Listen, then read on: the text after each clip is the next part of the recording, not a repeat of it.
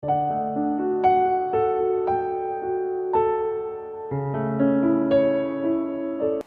saudaraku, puji Tuhan kita masuk lagi dalam acara Renja atau Renungan Senja yang ketiga dalam minggu ini. Renungan Senja dibuat untuk membahas firman Tuhan yang sudah dikhotbahkan pada hari Minggu yang lalu, yang berjudul Menaati Tuhan tanpa syarat.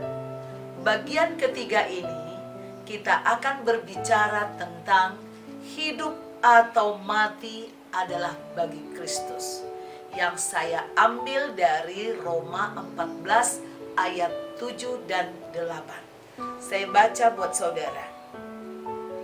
Roma 14 ayat 7 dan 8. Sebab tidak ada seorang pun di antara kita yang hidup untuk dirinya sendiri, dan tidak ada seorang pun yang mati untuk dirinya sendiri. Jika kita hidup untuk Tuhan. Dan jika kita mati untuk Tuhan. Jadi baik hidup atau mati, kita adalah milik Tuhan.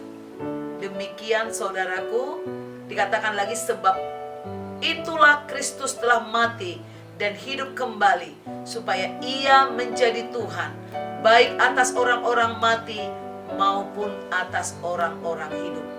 Roma pasal 14 ayat 7 sampai 9 saudaraku. Nah, saudaraku, dikatakan di sini tidak ada seorang pun yang hidup untuk dirinya sendiri. Kenapa? Sebab Kristus sudah mati untuk kita. Kita tadinya diperbudak oleh dosa, diperbudak iblis. Maka Kristus, Yesus datang, atau Yeshua HaMashiach datang ke dunia ini, memberikan nyawanya, darahnya untuk menebus kita. Kalau dulu kita budak iblis, sekarang kita menjadi budak Tuhan. Bedanya, budak iblis kita akan mengalami maut selamanya, kematian. Bahkan ketika kita masih hidup ini, kita akan mengalami banyak dikalahkan, banyak kesakitan, kesukaran, dan tidak ada sukacita. Sekalipun kita disebut budak atau hamba daripada Tuhan, kalau kita hamba Tuhan, budak Tuhan, bukan berarti menderita. Tetapi secara sikap, kita tidak lagi mencari apa yang menyenangkan daging kita. Tindakan kita semua harus memiliki tolok ukur, benar atau tidak itu sesuai enggak dengan keinginan Tuhan. Yang saya lakukan ini kehendak Tuhan apa? Itu artinya kita menjadi budaknya Tuhan. Tuhan menebus kita menjadi hambanya, menjadi budaknya, untuk melakukan apa yang baik, apa yang benar. Bahkan pada akhirnya dia membuat suatu keputusan, kita ini menjadi sahabatnya. Saudara bisa ngerti bagaimana seorang budak dikasih kepercayaan menjadi sahabat. Dan dari sahabat kemudian dikatakan, engkau adalah anakku yang kukasihi. Engkau berharga di mataku. Maka saudaraku, di bagian ketiga dari renungan senja ini, hidup atau mati, seringkali kita melihat itu kalau perang. Kalau orang berperang, ya udah tinggal tunggu mati atau hidup. Kira-kira seperti itu. Nah, orang yang masuk ke peperangan ini gak boleh orang yang bimbang, gak boleh orang yang ragu-ragu, orang yang penuh ketakutan. Tetapi dia harus memiliki sikap hidup atau mati. Aku harus maju. Dan kemarin kita bahas, peperangan di dalam Tuhan sudah ditentukan, pemenangnya adalah Tuhan. Pemenangnya pasti Tuhan. Maka siapa yang berpihak kepada Tuhan, dia akan menerima kemenangan itu. Mati pun kita tetap menang. Hidup apalagi saudaraku. Oleh karena itu saudaraku, kehidupan kita sesungguhnya seperti dalam kancah peperangan. Kalau kita sadari perkataan ini, kita hidup untuk Tuhan, maka kita tidak takut mati. Kalau Tuhan memerintahkan lakukan ini, pergi memberitakan Injil, kita seharusnya taat. Tidak lagi memusingkan, oh gak ada uangku, berapa yang mau kubawa. Tidak lagi. Pokoknya apa yang paling sederhana milikmu, bawalah itu menjadi senjatamu, menjadi modalmu untuk berperang, memberitakan Injil. Kita memerangi bukan daging, memerangi roh-roh jahat di udara atau roh-roh teritorial. Oleh karena itu, apa yang kau punyai, saudara, tidak lagi menjadi momok dalam hidupmu. Aduh, aku ini umur panjang atau pendek.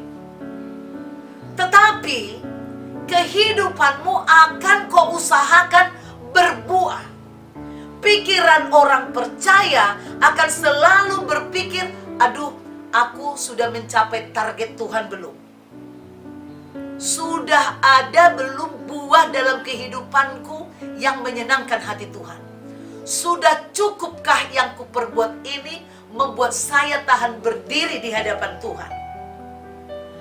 Apakah saya bisa membawa satu mahkota untuk menyenangkan hati Tuhan? Ini loh, jadi bukan kita sibuk hidup mati umur 30 tahun, 40 tahun, 50 tahun. Memang janji Tuhan kepada manusia, umur manusia adalah 120 tahun di bumi, maksimal 120 tahun. Bagaimana kalau umur dia 50 tahun, 60 tahun? Sekarang bukan tergantung itu. Apakah pencapaian terhadap goal Tuhan, target Tuhan, rancangan Tuhan sudah terlaksana apa belum dalam kehidupan kita, saudaraku?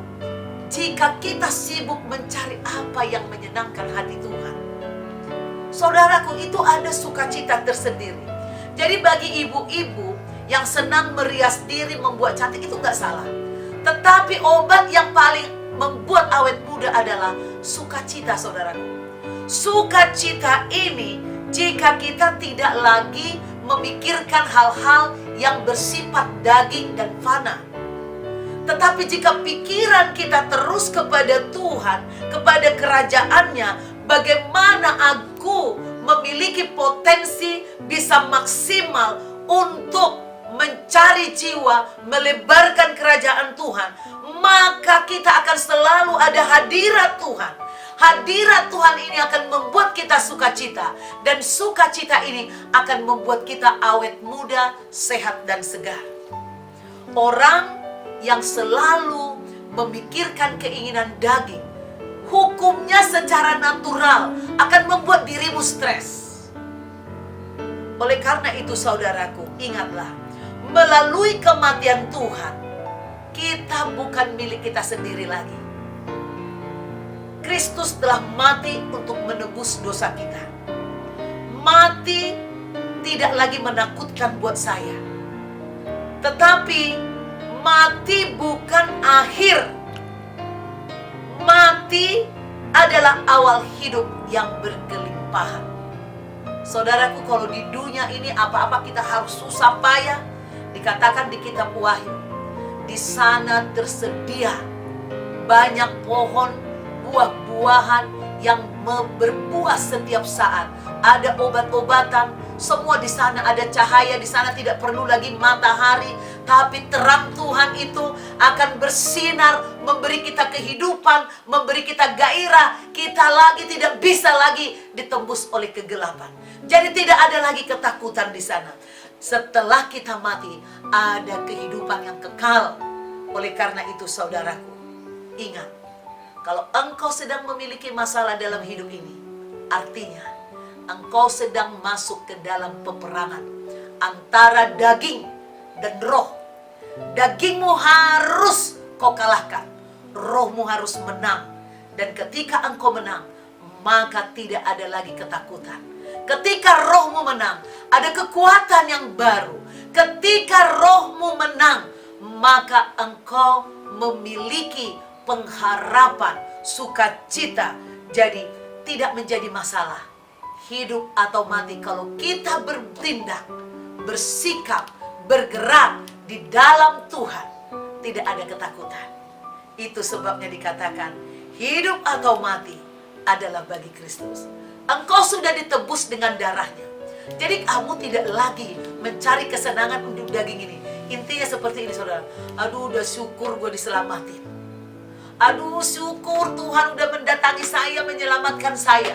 Jadi saya nggak boleh lagi mencari kesenanganku. Tapi sekarang Tuhanku adalah Yesus. Aku harus mengabdi kepada Yesus.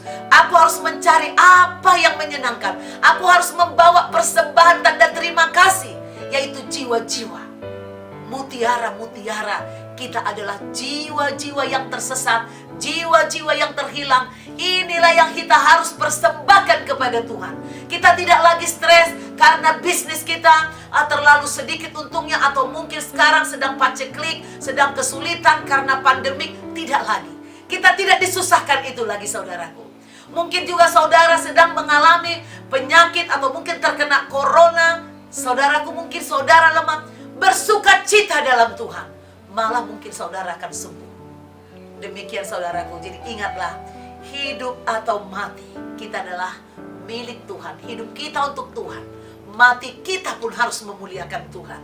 Kalau kita mati, kita membawa mahkota-mahkota, jiwa-jiwa. Kita melapor kepada Tuhan dengan bangga berdiri di hadapan Tuhan. Ini aku Tuhan, budakmu, sudah mengerjakan apa yang Tuhan sudah beritahukan, amanatkan kepada saya. Itu saudaraku, menjadi budak adalah orang yang bisa dipercaya. Ada Tuhan atau tidak ada Tuhan, dia tidak berkhianat, dia tidak bermalas-malas, tetap semangat mengerjakan apa yang sudah diamanatkan oleh Tuhannya. Sehingga tidak ada ketakutan.